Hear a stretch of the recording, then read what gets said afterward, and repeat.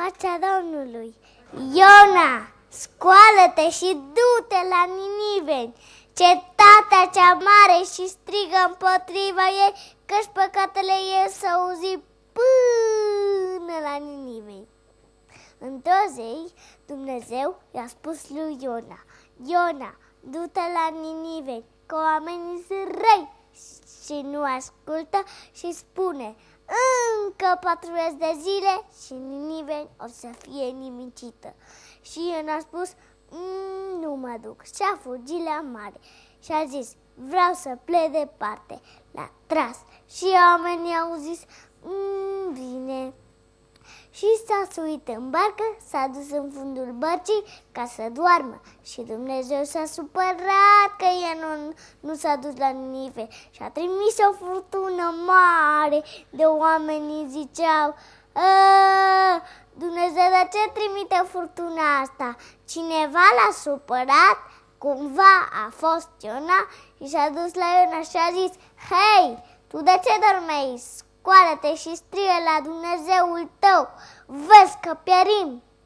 Și el a spus: a fost vina mea că nu m-am dus la Niniveni.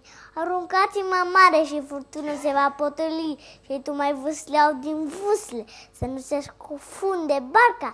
Și a văzut că vine Iona și l-a luat de un picior și de o mână și l-a aruncat în mare.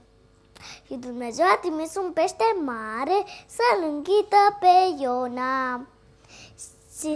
Și în pustă veștelui era întuneric și nu se vedea nimic. Și nu s-a rugat: Doamne, iartă-mă că nu m-am dus la Niniveni, o să mă duc la Niniveni. Iartă-mă că nu am ascultat de porunca ta, o să ascult de poruncile tale. Zi la acest pește să mă verse pe uscat. Amin. Ce credeți? L-a ascultat Dumnezeu pe Iona? Da! Peștele peste 3 zile l-a vărsat pe uscat. Și iar i-a vorbit Dumnezeu lui Iona: Iona, du-te la Niniveni, că oamenii sunt răi. Și nu ascultă și spune: încă 40 de zile și Niniveni o să fie nimicită. Și el a spus: da, Doamne, o să mă duc la Niniveni. Și s-a dus la Niniveni. Și acolo a văzut că oamenii dansau, beau fin, vorbeau urât și a strigat: pocăiți-vă, nu mai fi răi, ascultați de poruncile Domnului, că în 40 de zile o să mă nimicească pe toți din Ninive. Pocăiți-vă, pocăiți-vă, pocăiți-vă. Și oamenii s-au pocăit.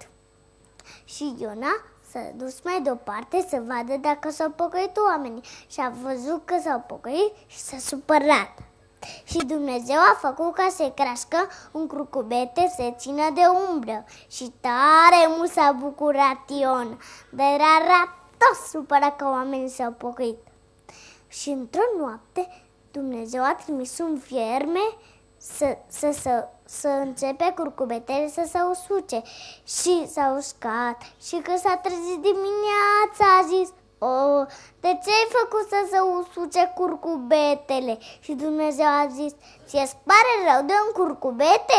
Și mie să nu-mi pare rău de acești oameni care i-au făcut?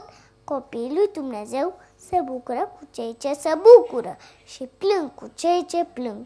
Lui Iona i-a părut rău că oamenii s-au pocăit. Tu iubești pe oameni? Dacă nu, pocăiește-te! Amin. Amin.